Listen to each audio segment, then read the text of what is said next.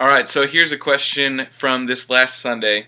It says, "Why did God create us if not for His own ego to worship Him?" Great question.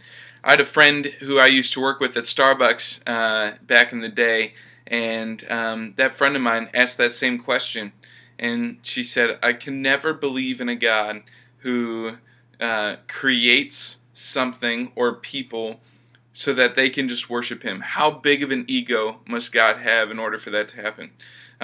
Great question. Here's where it starts, though.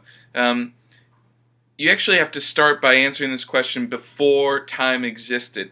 And before the world was here, before we existed, it was just God. Him, Himself, nothing else. There's never been a time where God has not existed. He's always been in existence from eternity to eternity. God has always been, always is, and always will be.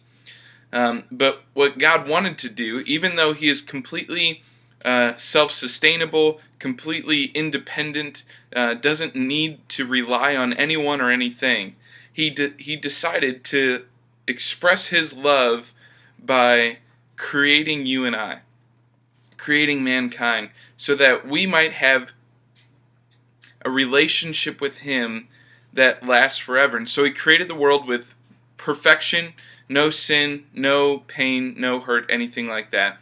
And He created that so that you and I could have relationship with Him, perfect relationship with Him. He wanted us to see His love, to embrace who He is.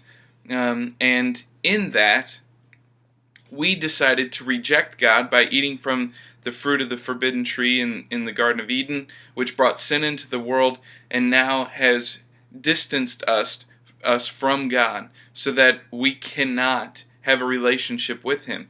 And yet, even in that, when God could choose to reject us, to say, "I'm starting over from scratch," He didn't do that.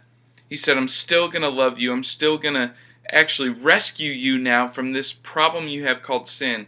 And I'm going to send Jesus to save you from that." Now, a God who is willing to love His people even when they've rejected Him, even when they've chosen sin over relationship with Him, and is going to go and save His people from that, and then one day bring them back to be with Him again in eternity with Him. That is a God worth worshiping. That's a God I want to express my deepest love for. That's a God who I want to trust in, because even when I've rebelled from Him, He's still been there for me.